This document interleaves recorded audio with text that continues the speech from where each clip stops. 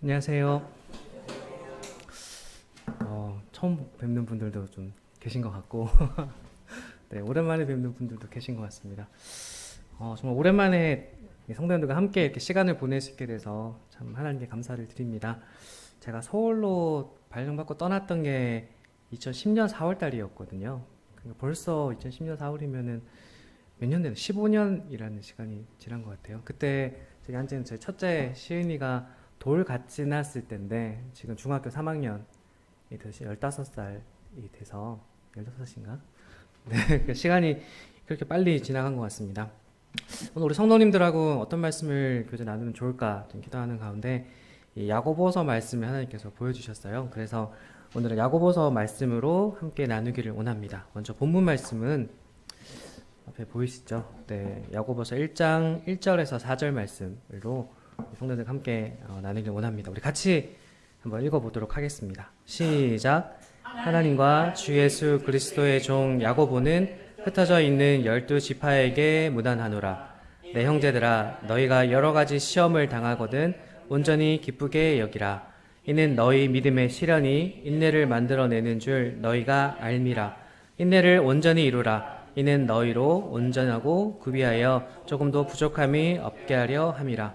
이 야고보서 말씀을 나누기 전에 성도님들 물론 잘 알고 계시겠지만 이 야고보서가 작성된 배경을 조금 아시면 이해하시기 조금 쉬울 것 같아서 간단하게 좀 말씀드리면은 이 야고보서는 이 박해로 인해서 예루살렘을 떠났던 그 유대인 그리스도인들을 위해서 작성된 편지입니다. 그리고 이 그리스도인들의 행위의 중요성에 대해서 기록하고 있는 책이 바로 이 야고보서이죠. 예전에 그 종교개혁을 실시했던 마틴 루터라는 분은 행위가 아닌 믿음으로 구원받는 것을 강조했기 때문에 믿음과 더불어 이 행위의 중요성에 대해서 강조하고 있던 이 야고보서를 굉장히 싫어했다고 합니다. 마틴 루터는 자기가 할 수만 있다면 이 성경에서 야고보서를 빼버리고 싶어. 정말 이 지푸라기 서신이야라고 생각했을 정도로 이 야고보서를 평가절하했다라는 얘기를 들어본 적이 있습니다. 그런데 이 생각은 이 마틴 루터의 큰 착각입니다. 왜냐하면 이 야고보서에서 이야기하고 있는 중요한 내용은 행위를 통해 구원을 받는다가 아니라 믿음으로 의롭다함을 받게 되며 그 다음에 그 삶을 통해서 행동으로 참된 믿음이 나타난다라는 것을 야고보는 이야기를 하고 있었던 거죠. 즉 야고보는 진정으로 예수님을 믿고 구원을 받은 성도라면 성도의 모습에 합당한 삶이 행동으로 자연스럽게 드러나고 적어도 그렇게 되길 진정으로 바라고 추구하게 된다라는 것을 야고보서를 통해서 이야기하고 있습니다. 이 갈라디아서 5장 22절 23절 말씀은 우리 성도님들 잘 아시는 내용이 있을 텐데 어떤 내용이 기록되어 있나요? 성령의 열매가 갈라디아서 5장 22절 23절 말씀에 기록되어 있습니다. 다 외우고 계신가요? 9가지 열매에 대해서. 자, 우리 잠깐 한번 볼까요? 같이 읽어보겠습니다. 시작. 오직 성령의 열매는 사랑과 희락과 화평과 오래 참음과 자비와 양성과 충성과 온유와 절제니 이 같은 것을 금지할 법이 없느니라. 자, 이 갈라디아서 5장에서 이야기하고 있는 이 성령 열매 가운데는 이 자기 혼자서는 나타낼 수 없고 상대방에게 실제로 내가 어떻게 행동해야 하냐에 따라서 그 결과가 나타나는 것들이 존재합니다. 예를 들어서 사랑을 살펴보면은 사랑은 어떤가요? 누군가를 제 마음속으로 진정으로 사랑하고 있다 하더라도 그 마음이 구체적인 행동으로 이어지지 않는다면 그 사랑 받는 사람도 그거를 깨닫지 못하게 되겠죠. 누군가를 진정으로 사랑하고 있다면 구체적인 행동을 통해서 그 사랑을 표현해야지만 그 사랑이 비로소 완성된다고 할 수 있을 것입니다. 이처럼 이 하나님이 우리에 대해서 어떻게 사랑을 보여주셨나요? 예수 그리스도를 통해서 하나님께서 실제적으로 그 사랑을 보여주셨죠. 그렇기 때문에 저희가 그 사랑을 느끼는 것처럼 우리가 행동을 보여야지만 사랑이 그 열매를 맺게 됩니다. 이 성령의 열매 9가지 중에서 사랑 이외에도 희락과 화평과 오래 참음, 자비, 양선, 충성, 온유 또한 물론 내 자신에게 열매를 맺을 수도 있습니다. 하지만 일반적으로는 다른 사람들에게 다른 사람들 향한 행동을 통해서 맺어지는 열매들이 바로 이런 성령의 열매들입니다. 야고보서는 이러한 실제적인 행동에 대해서 계속적으로 강조하고 이야기하고 있는 책입니다. 야고보는 말만 하고 실제로 행동하지 않는 믿음은 좋지 않은 것이다 라고 계속 강조하고 있습니다. 그런데 예수님께서도 동일하시죠. 예수님께서도 행동이 보이지 않는 믿음, 말만 하는 믿음에 대해서는 좋지 않다라고 생각하셨습니다. 그 대표적인 말씀을 살펴보면 이 마태복음 7장 21절 말씀입니다. 같이 읽어보겠습니다. 시작. 따로 주여 주여 하는 자마다 다 천국에 들어갈 것이 아니요 다만 하늘에 계신 내 아버지의 뜻대로 행하는 자라야 들어가리라. 한 구절 더 살펴보겠습니다. 누가복음 6장 46절 말씀입니다. 같이 읽어보겠습니다. 시작. 너희는 나를 불러 주여 주여 하면서도 어찌하여 말하는 것을 행하지 아니하느냐. 진정으로 예수님을 따르는 자는 하나님과 예수 그리스도께서 말씀하신 것을 순종하는, 즉 실제로 행하는 삶이 너무나 중요하다고 성경 계속적으로 우리에게 교훈하고 있습니다. 우리의 이러한 행동을 통해서 하나님께서 기뻐하시고 또한 다른 성도들에게 유익을 줄 수 있게 됩니다. 우리가 하나님과 성도들을 기쁘게 하는 이러한 행동을 할 수 있게 되는 것 또한 하나님께 받은 큰 은혜 중에 하나라고 생각이 됩니다. 자, 그러면은 야고보서 1장 1절부터 잠깐 살펴보도록 하겠습니다. 제가 다시 한번 읽어보겠습니다. 하나님과 주 예수 그리스도의 종 야고보는 흩어져 있는 12지파에게 문안하노라. 자, 성경에는 야고보라는 인물들이 좀 많이 등장을 하죠. 그렇다면은 이 야고보서를 작성한 야고보는 어떤 야고보일까요? 자, 첫 번째 질문, 예수님의 제자 야고보. 맞나요? 틀렸죠? 네. 두 번째, 예수님의 친동생 야고보. 자, 어떤 야고보가 진짜 이 야고보서를 기록한 야고보일까요? 정답은 두 번째 얘기했던 예수님의 동생 야고보입니다. 성도님들도 잘 아신 것처럼 이 친동생 야고보가 작성을 했었는데 이 야고보서를 작성한 이 야고보는 처음에는 예수님을 그리스도 구원자라고 생각하지 못했습니다. 사실 이 복음서를 살펴보면은 예수님의 가족에 대한 여러 성경 구절들이 나오거든요.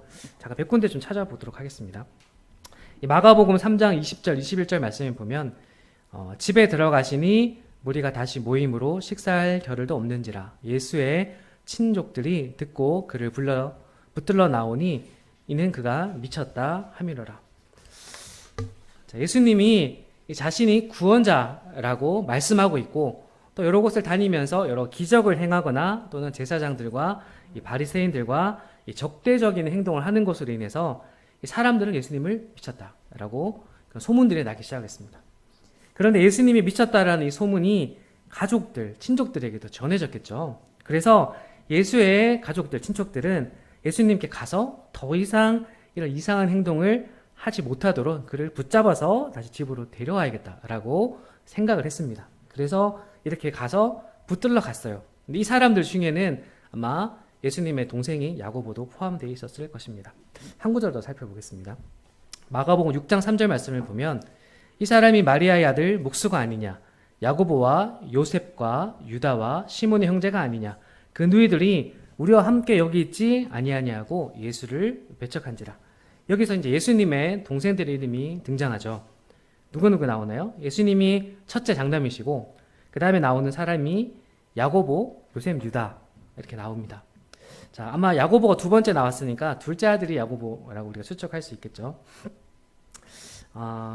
예수님이 아마 공생애를 시작하셨을 때 이 고향집에 남아있던 어머니 마리아와 그 동생들을 돌보던 것이 아마 차남이었던 야고보였을 거라고 생각해 볼 수가 있죠. 그런데 멀리 떨어져 있던 예루살렘에서 이 큰형인 예수의 상태가 이상해. 뭔가 미친 것 같아. 라는 소문이 막 들리고 빨리 이상한 소문들이 들리는 것을 들었을 때 야고보의 마음이 어땠을까요? 왜 이렇게 그런 행동을 하지? 내가 가서 빨리 데려와야겠다. 라고 좋은 마음에 야고보는 생각했을지도 모릅니다. 그런데 예수님은 이미 이러한 상황들을 알고 계셨죠. 누가복음 4장 24절 말씀에 보면 또 이르시되 내가 진실로 너에게 이르노니 선지자가 고향에서는 환영을 받는 자가 없느니라 라고 예수님께서 이 상황을 알고 계셨습니다. 예수님의 가족들 그리고 예수의 어린 시절부터 보고 살아왔던 고향의 사람들은 하나님이 정하신 때가 이르러서 예수님께서 구원자로서 이런 공적인 삶을 살기 시작했을 때 아마 많은 사람들이 예수님을 자신의 구세주로 받아들이기 어려웠을 겁니다. 그래서 예수님께서는 24절 말씀처럼 선지자가 고향에서는 환영을 받는 자가 없다라고 말씀하셨죠. 아마 동생인 야고보는 30년 가까이 예수님을 옆에서 봤어요. 예수님이 어떤 사람인지, 예수님이 얼마만큼 정의롭고 그다음에 거짓이 없고 부모 말씀 잘 듣고 착한 일을 행하면서 살아온지를 야고보는 계속 옆에서 보면서 자라왔습니다. 하지만은 그런 형이었지만 그 형이 구원자, 우리의 메시아라고? 라는 것들은 아마 믿기가 어려웠을지도 모릅니다. 하지만 이런 야고보는 예수님께서 십자가에 돌아가시고 다시 부활하신 시점부터 예수님을 드디어 자신의 진정한 구원자라고 깨닫고 믿기 시작하게 됩니다. 그 모습을 살펴보겠습니다. 이 고린도전서 15장 4절에 7절 말씀을 우리 같이 한번 읽어보겠습니다. 시작. 되었다가 성경대로 사흘 만에 다시 살아나사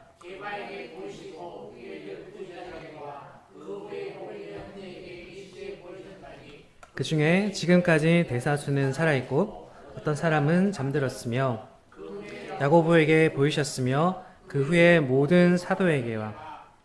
자, 예수님은 십자가에 돌아가시고 3일 만에 부활하신 직후에 야고보에게 나타나셨습니다.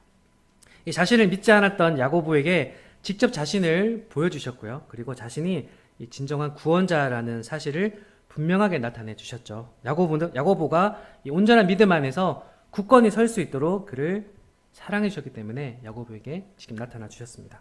이후 야고보는 예수님을 육신의 형이 아니라 이 세상을 구원할 진정한 구원자로 믿고 예수님을 위해 자신의 삶을 드리는 삶으로 삶이 변화가 됩니다. 이 사도행전 1장 14절 말씀에 보면 자, 여자들과 예수의 어머니 마리아와 예수의 아우들과 더불어 마음을 같이하여 오로지 기도에 힘쓰더라 라는 말씀이 있습니다. 이제 야고보와 그 동생들은 십자가에서 돌아가신 그 예수님을 자신의 구주로 믿고 그 믿음 안에서 온전한 삶을 살아가게 되며 그 믿음이 점점 성장하게 됩니다. 특히 형제들 중에서 둘째였던 차남이었던 야고보는 더욱더 크게 쓰임을 받게 되죠. 사도행전 15장 말씀에 보면 이방인의 할례에 대해서 이 다툼이 예루살렘에서 일어나게 됩니다. 변론이 일어나게 되죠. 자, 한번 읽어보겠습니다. 그 상황은 사도행전 15장 1절에서 2절 말씀인데요. 어떤 사람들이 유대로부터 내려와서 형제들을 가르치되 너희가 모세의 법대로 할례를 받지 아니하면 능히 구원을 받지 못하리라 하니 바울 및 바나바와 그들 사이에 적지 아니한 다툼과 변론이 일어난지라. 형제들이 이 문제에 대하여 바울과 바나바와 및 그 중에 몇 사람을 예루살렘에 있는 사도와 장로들에게 보내기로 작정하니라. 자, 이 문제를 해결하기 위해서 이 많은 사람들이 변론을 했습니다. 그런데 바나바와 이 바울의 말을 마치고 나서 이 회의의 내용을 정리하고 결론을 냈던, 즉 이 회의를 주관했던 인물이 바로 야고보서를 작성했던 야고보입니다. 자, 15장 12절부터 13절 말씀을 보면 온 무리가 가만히 있어 바나바와 바울이 하나님께서 자기들로 말미암아 이방인 중에서 행하신 표적과 기사에 관하여 말하는 것을 듣더니 말을 마침에 야고보가 대답하여 이르되 형제들아 내 말을 들으라 라고 이렇게 이야기하고 있죠. 이 사도 바울은 이 야고보에 대해서 이렇게 평가하고 있습니다. 갈라디 2장 9절 말씀을 보면 또 기둥같이 여기는 야고보 라고 표현하고 있습니다. 교회를 기둥같이 여긴다라는 표현은 교회를 묵묵하게 바치고 있는 가장 중심이 되는 인물로 이 야고보를 평가하고 있습니다. 예수님을 믿지 않고 그를 비난하였던 야고보는 예수님을 진정으로 믿고 난 이후 예수님을 위해서 헌신하는 자로 변화되었고요. 이제는 교회를 묵묵히 떠받치고 있는 기둥과 같은 그런 존재가 되었습니다. 이런 야고보가 자기 자신에 대해서 어떻게 평가하고 있을까요?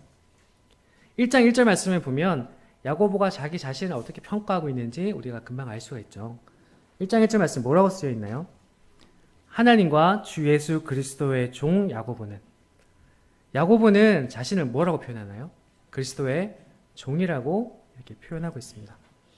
솔직히 이미 자신이 예수님의 친동생이라는 사실들을 주변의 사람들 알고 있었을 거예요. 그렇죠? 그렇다면 만약에 제가 이 편지를 썼으면 어떻게 썼을까요?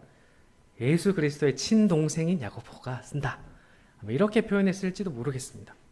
그렇게 이야기하더라도 누구 하나 비난할 사람은 없었을 것입니다. 그리고 예수님의 친동생이라는 문구를 앞에 쓰면은 이 편지를 받아보는 사람들이 어떻게 보면 더 관심을 가지고 편지를 읽었을지도 모릅니다. 하지만 야고보는 야고보서 그 어디에도 1절 자신이 예수님의 동생이라는 표현이 나오지 않거든요.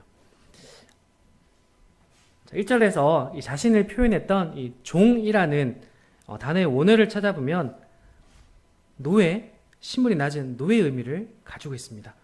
이 노예의 가장 큰 특징이 어떤 건가요? 노예라고 하면 뭐가 가장 먼저 떠오르세요? 노예의 가장 큰 특징은 자기 때로 행하지 않고 주인의 뜻에 따라 모든 것을 행하는 자가 바로 노예이죠. 예수님을 믿기 이전의 야고보는 자신의 생각에 따라서 예수님을 믿지 않고 비난했던 그런 자였습니다. 하지만 이제 예수님을 믿고 난 이후에는 자신을 주 예수 그리스도의 종이라고 소개하면서 이제 자신은 죽었고 예수님께 완전히 속한 자라고 자신의 변화된 신분에 대해서 이렇게 자기 주 예수 그리스도의 종이라는 이름으로 표현하고 있는 것이죠. 이렇다 자신에 대해서 겸손한 자세로 소개한 야고보이기 때문에 하나님께서는 성경을 기록할 수 있는 특권을 야고보에게 주었던 것이 아닌가 생각해 보게 됩니다. 우리도 하나님께 이렇게 온전히 쓰임받기 위해서는 자신의 육신의 어떠함, 내가 가지고 있는 지위, 재물, 예를 들어 지식, 가문 이런 것들이 아니라 하나님 앞에서 진정으로 이 겸손한 모습을 보이는 것이 중요하다라고 생각됩니다. 이 베드로전서 5장 5절 말씀에 보면 같이 한번 읽어보겠습니다. 베드로전서 5장 5절 말씀 시작. 젊은 자들아 이와 같이 장로들에게 순종하고 다 서로 겸손으로 허리를 동이라. 하나님은 교만한 자를 대적하시되 겸손한 자들에게는 은혜를 주시느니라. 지금 잠시 개인적인 자신의 삶을 한번 되돌아보는 시간 잠깐 가져보면 어떨까요? 권위에 순종하는 그런 겸손한 삶을 성도님들 살고 계신가요? 겸손으로 허리를 동이는 그 삶을 우리가 현재 살아가고 있는가요? 겸손을 통해서 하나님으로부터 오는 그런 은혜를 경험하는 하루하루를 우리 성도님들은 살고 계신가요? 한번 스스로 한번 생각해 보시면서 하루하루 삶을 살아보시면 좋을 것 같습니다. 1절 말씀을 다시 한번 살펴보겠습니다. 1절 말씀에 보면 이 말씀 서두에 야고보서는 스데반 순교 이후 박해로 인해서 흩어졌던 유대인 그리스도인을 향해 이 편지를 쓰고 있다라고 이렇게 이야기를 하고 있습니다. 즉, 이 1절 말씀을 통해서 편지를 쓴 저자가 누구인지 그리고 편지를 받는 수신인이 누구인지를 1절에서 표현하고 있죠. 자, 그래서 2절 말씀을 살펴보겠습니다. 같이 읽어보겠습니다. 2절 시작. 내 형제들아 너희가 여러 가지 시험을 당하거든 온전히 기쁘게 여기라. 야고보는 예수님과 친형제 사이라고 아까 말씀드렸죠. 그런데 앞에서 살펴본 것처럼 예수님과 자신의 이 관계에 대해서 형제가 아니라 종이라고 이렇게 야고보는 표현을 했습니다. 그런데 2절은 내 형제들아 라고 이렇게 시작하고 있습니다. 여기서 말하는 형제들은 누굴까요? 예수 그리스도가 십자가에서 흘리신 보혈로 인해서 나와 하나 된 영적인 형제들, 성도들을 향해서 내 형제들이라 라고 표현하면서 이 편지를 시작하고 있습니다. 야고보서에는 이 내 형제들이라 라는 이런 표현이 약 15번 정도 찾아보면 나올 수 있거든요. 야고보에게 있어서 예수님으로 인해서 하나의 가족이 된 영적인 형제들은 이렇게 너무나 소중한 그런 존재인 것 같습니다. 야고보의 마음이 느껴지시나요? 내 형제들아 라고 이야기하면서 이 편지를 쓰는 그 야고보의 마음을 같이 생각하시면서 계속 이 말씀을 묵상하면 좋을 것 같습니다. 야고보는 이렇게 소중한 형제들에게 다음과 같이 이야기하고 있죠. 너희가 여러 가지 시험을 당하거든 온전히 기쁘게 여기라. 이 사랑 가득하게 내 형제들아 라고 이렇게 불렀는데 이어지는 이야기는 뭔가 이렇게 모순이 가득하게 느껴집니다. 시험을 당하거든 온전히 기쁘게 여기라. 야고보는 큰 핍박과 시련으로 흩어진 유대인 형제들에게 편지를 쓰고 있기 때문에 먼저 그들의 가장 큰 관심사인 시험에 대해서 고민하고 있습니다. 우선 그리스도인들은 이런 시험에 들지 않도록 기도해야 합니다. 예수님께서 가르쳐 주신 이 주기도문에는 이런 표현이 있죠. 마태복음 6장 13절 말씀에 보면 우리를 시험에 들게 하지 마옵시고 다만 악에서 구하시옵소서라는 이런 표현이 있습니다. 그런데 만약에 우리가 기도하는 가운데 이런 시험을 맞이하게 되면 잠시 근심하게 될 수는 있지만 그 시험이 뜻하는 바가 분명히 우리에게 있을 것이기 때문에 목적이 있을 것이기 때문에 그 시험을 기쁘게 여겨야만 합니다. 이 베드로전서 1장 6절 말씀을 같이 한번 읽어볼까요? 밑에 보이시죠? 같이 읽어보겠습니다. 시작. 그러므로 너희가 이제 여러 가지 시험으로 말미암아 잠깐 근심하게 되지 않을 수 없으나 오히려 크게 기뻐하는도다. 네. 야고보서 1장 2절에 나오는 이 시험은 헬라어로 원어를 보면은 이 페이라스 모이스, 즉 외부로부터 야기되는 시련을 여기서 시험을 라는 말이 의미를 하고 있습니다. 이 사람으로부터 사람들의 내부로부터 오는 시험은 즉 유혹이라고 표현할 수 있어요. 내부로부터 오는 생각, 죄의 유혹을 의미하는 것이 아니라 외부로부터 야기되는 이 시련을 여기서 시험이라는 단어가 의미를 하고 있습니다.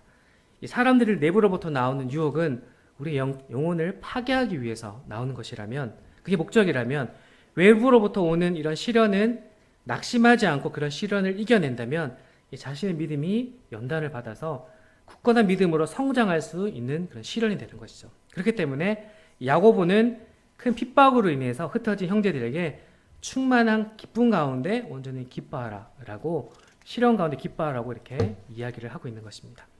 우리도 동일하게 이 삶 속에서 다양한 시련, 시험을 경험하게 되죠.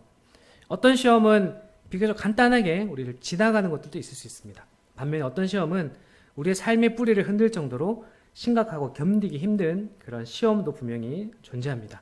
우리 성도님들 기억 속에서 가장 힘들었던 시험의 순간은 언제였나요? 그 시험을 겪으면서 또 어떤 마음이 드셨나요? 그리고 그 시험을 통과하셨을 때 무엇을 얻으셨나요? 이어지는 말씀을 통해서 우리가 이러한 시험을 통과할 때 하나님 우리에게 주시는 선물이 무엇인지에 대해서 같이 한번 살펴보겠습니다. 이어지는 1장 3절 말씀을 우리 같이 한번 읽어보겠습니다. 시작. 이는 너희 믿음의 시련이 인내를 만들어내는 줄 너희가 알미라. 시련이 기쁨이 될 수 있는 가장 큰 이유는 이 시련을 통해서 인내를 만들어낼 수 있기 때문입니다. 이 그리스도인들이 구원을 받고 나서 거듭난 이후에 만약에 우리 구원 플러스 인내를 우리가 선물로 받았다면 어땠을까요? 만약에 인내라는 능력을 구원받은 직후에 우리가 만약에 받게 된다면 우리는 지금보다 더욱더 성숙한 그런 삶을 모든 성도님들이 사실 거예요. 하지만 인내는 절대로 공짜로 주어지지 않습니다. 반드시 믿음 안에서 시련이라는 과정을 통과함으로 우리에게서 만들어지고 점점 커져나가는 것이 인내라고 할 수 있죠. 이 바울도 로마서 5장 말씀을 통해서 동일한 말씀을 하셨어요. 5장 3절 4절 말씀 제가 읽어보겠습니다. 다만 이뿐 아니라 우리가 환난 중에도 즐거워하나니 환난은 인내를, 인내는 연단을, 연단은 소망을 이루는 줄 알미로라.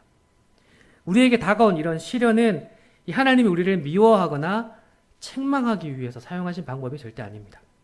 오히려 우리를 너무 사랑하시기 때문에 우리가 하나님 앞에서 올바른 방법을 몸소 체험하고 또 우리가 이런 시련을 통해서 실제적인 굳건한 믿음과 인내를 몸에 익혀서 더 큰 일을 하시길 기대하시기 때문에 우리에게 주시는 것이 바로 이런 우리에게 다가온 시련이죠.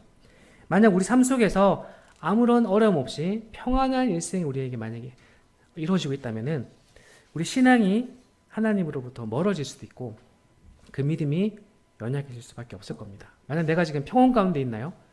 그렇다면은 자기 삶을 한번 되돌아보셔야 돼요. 평온 가운데 있다면은 내가 주님과 내 사이의 교제가, 관계가 어떻게 형성되어 있는지를 살펴보셔야만 합니다. 왜냐하면 현재 삶이 자기 자신에게 있어서 너무나 당연한 것이 되어버린 것이 평온한 삶이죠. 하나님 없는 자신의 삶도 문제가 없다고 생각하고 지금 삶에 만족하고 안주해버리는 실수를 저지르기 쉬운 상태가 현재 평온한 상태가 되기 때문입니다. 지금까지 우리 성도님의 삶을 어떠하셨어요? 제가 저도 이렇게 삶을 되돌아보면 기뻐했을 때도 있고 또 힘들었을 때도 있고 또 시련 가운데 지나고 있을 때도 있고 지금도 여러 시련 가운데 지나가고 생활하고 있습니다.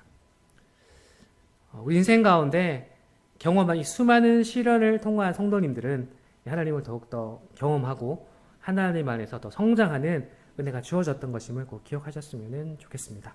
사탄은 우리를 타락한 자로 만들기 위해서 여러 가지 달콤한 유혹을 우리에게 보여주죠. 근데 이 세상을 창조하신 전능하신 하나님께서는 우리에게 가장 좋은 것을 주시기 위해서 우리에게 시련을 허락하십니다. 우리 함께 베드로전서 1장 6절 7절 말씀을 함께 읽어보겠습니다. 다들 보이시죠? 같이 읽어보겠습니다. 시작. 그러므로 너희가 이제 여러 가지 시험으로 말미암아 잠깐 근심하게 되지 않을 수 없으나 오히려 크게 기뻐하는도다. 너희 믿음의 확실함은 불로 연단하여도 없어질 금보다 더 귀하여 예수 그리스도께서 나타나실 때에 칭찬과 영광과 존귀를 얻게 하려 하시니라.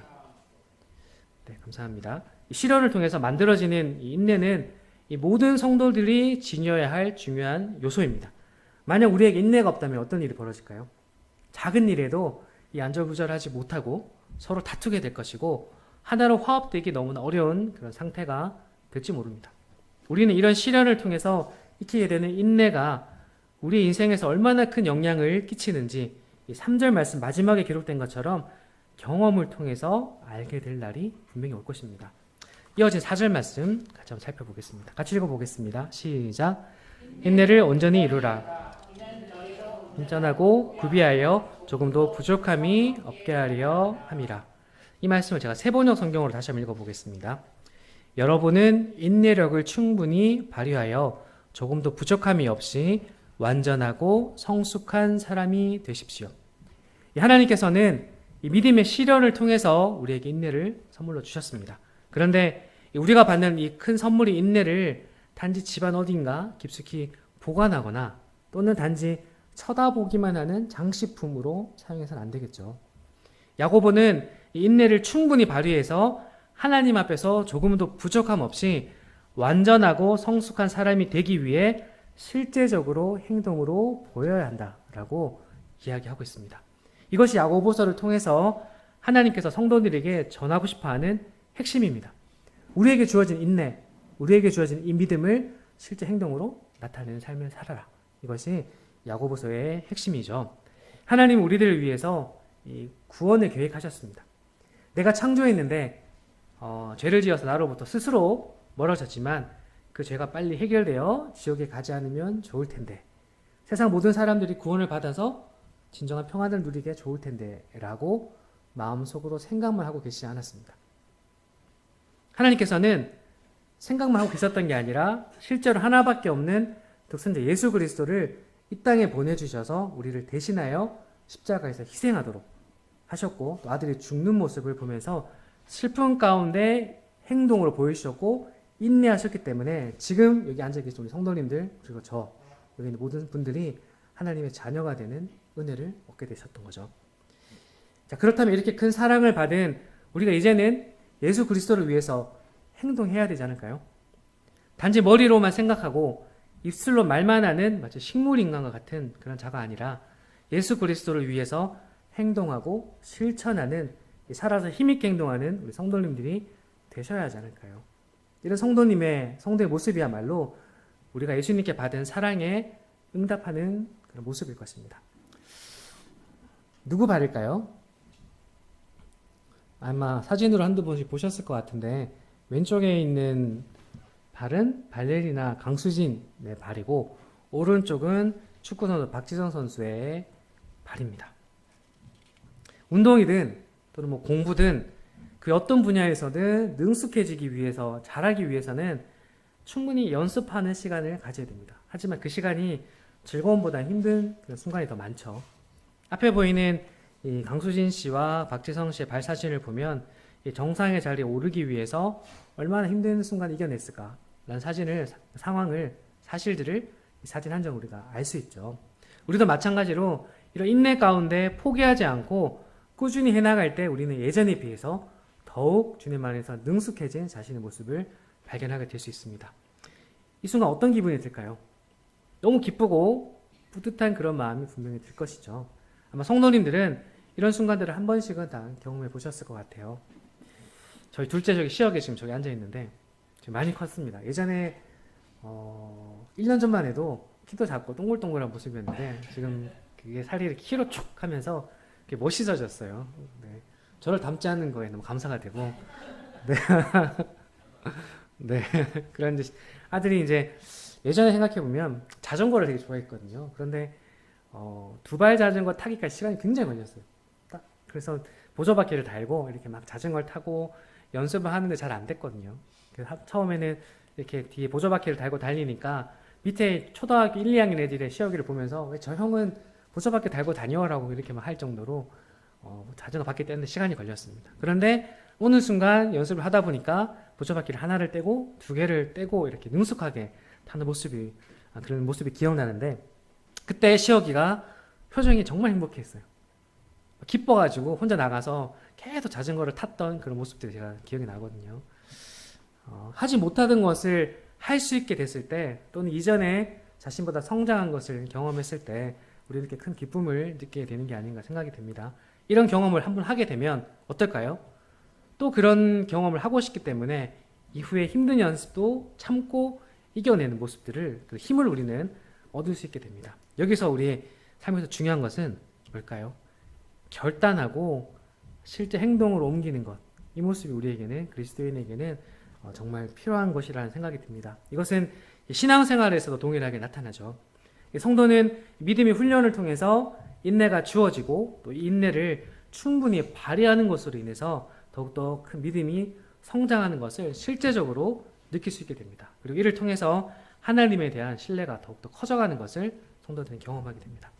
우리에게 주어지는 이 시련의 시간 그리고 많이 힘들고 이해되지 않는 그런 순간들도 분명히 있을 수 있습니다. 하지만 이런 시련을 통과하고 난 이후에 성장한 자신을 발견하게 되죠. 그리고 비로소 하나님께서 우리에게 시련을 허락하셨던 이유를 우리는 깨닫게 될 것입니다. 이런 실제적인 경험을 한 성도들은 다시금 시련이 닥치게 되었을 때 충분히 이겨낼 수 있는 능력을 우리는 비로소 가지게 될 것입니다. 예전에 유튜브를 통해서 장애가 있는 한 아이를 가진 부모의 이야기를 들은 적이 있습니다.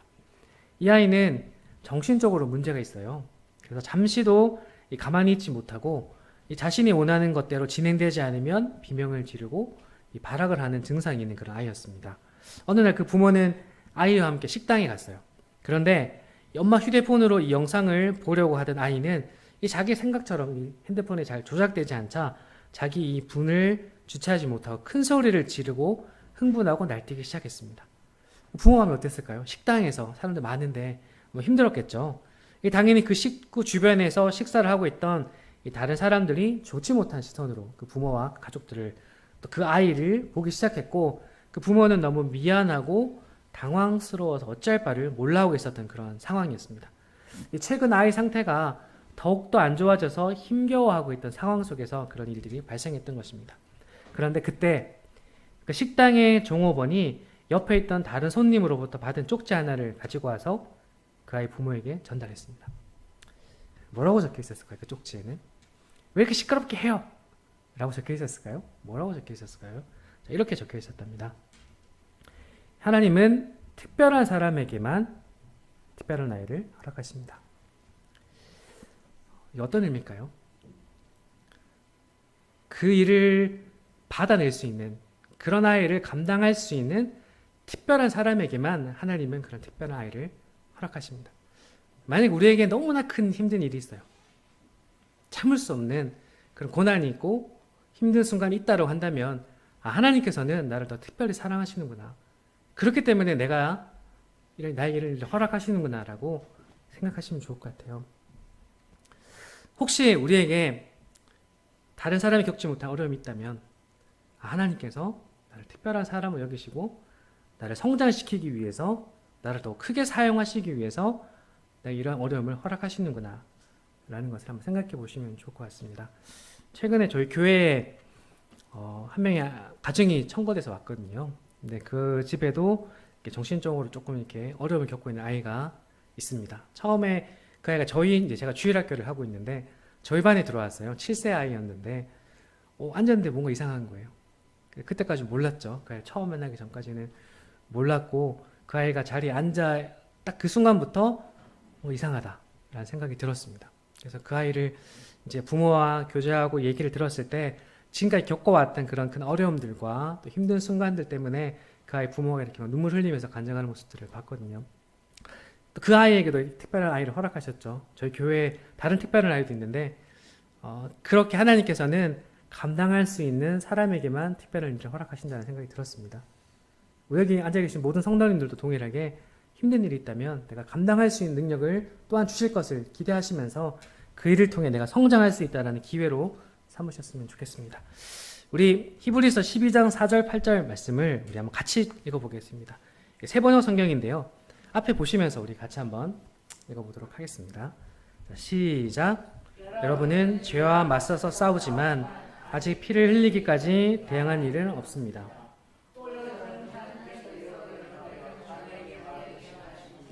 이 권면을 잊었습니다. 내 아들아, 주님의 징계를 가볍게 여기지 말고 그에게 꾸지람을 들을 때에 낙심하지 말아라. 주님께서는 사랑하시는 사람을 징계하시고 받아들이는 이를 아들마다 채찍질하신다. 징계를 받을 때에 참아내십시오. 하나님께서는 자녀에게 대하듯이 여러분에게 대하십니다. 아버지가 징계하지 않는 자녀가 어디 있겠습니까? 모든 자녀가 받은 징계를 여러분이 받지 않는다고 하면 여러분은 사생아이지 참 자녀가 아닙니다. 우리 아이들에 대해서 때때로 너무 사랑하기 때문에 심하게 대해야 하는 순간이 있을 수도 있습니다. 자녀가 뭔가 잘못했을 때 그냥 넘어갈 수도 있지만 우리를 진정으로 그 아이를 사랑한다면 매를 들죠. 야단을 치고 그 아이가 올바른 길로 가기 위해서 부모라면은 사랑한다면 이렇게 징계를 할 수밖에 없는 것이 이 진정한 부모의 마음입니다. 우리가 겪는 시련은 하나님께서 우리를 사랑하고 계신다라는 증거입니다. 이 하나의 부모가 받았던 메모에 기록된 것처럼 하나님은 특별한 사람에게만 특별한 시련을 허락하시는 것입니다. 그런데 우리들의 삶을 되돌아보면 그 누구 하나 시련을 경험하지 않는 사람은 없죠. 즉 우리 모두는 하나님 앞에서 특별한 존재라는 사실들을 우리는 알 수가 있습니다.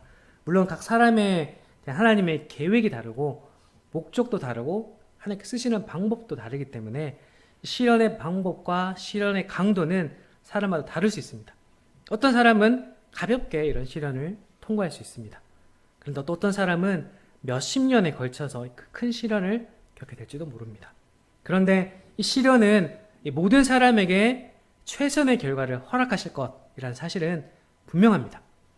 하나님께서 지금까지 성경을 통해 말씀하셨고 또 많은 믿음의 선진들을 통해서 우리에게 보여주셨기 때문에 이 믿음의 모든 시련의 결과는 동일하다는 사실을 기억하셨으면 좋겠어요. 혹시 지금 시련을 겪고 계신 분이 계신가요? 우리에게 시련이 다가왔을 때 우리를 특별하게 생각하시는 하나님을 모두 발견하셨으면 좋겠고 더욱더 그런 하나님께 다가가는 성도님들이 되셨으면 좋겠습니다. 이제 말씀을 정리해 보도록 하겠습니다. 오늘은 야고보서 1장 1절에서 4절 말씀을 통해서 야고보의 겸손 그리고 시련을 통해 우리에게 주어지는 인내에 대해서 우리 같이 한번 살펴봤습니다. 자, 우리 야고보가 자기를 뭐라고 표현했나요? 자, 야고보는 자신을 주 예수 그리스도의 종이라고 이렇게 표현했습니다. 사실 이 한마디로 야고보는 자기 자신의 정체성에 대해서 완벽하게 표현할 수 있었죠. 나는 예수 그리스도의 종입니다. 그렇다면 우리 성도님들이 지금 누군가에게 편지를 쓴다고 생각해 보겠습니다. 편지를 쓴다 생각했을 때 나를 어떻게 표현할 수 있을까요? 야고보가 예수 그리스도의 종이라고 자신을 표현했다면 우리 성도님들은 한마디로 나에 대해서 어떻게 표현할 수 있을까요? 저도 생각해 봤거든요. 모르겠어요. 그래서 물음표를 쳐놨습니다.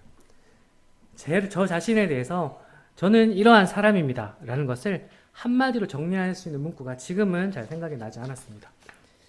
성도님들 혹시 떠오르신 분 계신가요? 없으세요? 정재영씨는 안 떠올라요? 네. 그렇다면은 이렇게 하면 어떨까요?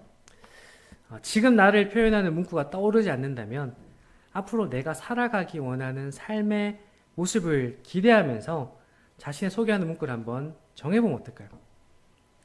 예수 그리스도를 누구보다 사랑하는 누구누구, 순종하는 누구, 내 삶을 헌신하는 누구 등 제가 살아가야 될 목표를 정해서 거기에 자기 이름을 한번 넣어보시고 그것에 그 문구에 어울리는 삶을 살아가는 우리 성도님들 되셨으면 어떨까라는 생각이 듭니다. 그래서 이제 삶을 되돌아보는 시기가 왔을 때 내가 정한 이 문구처럼 내 삶을 살아왔구나.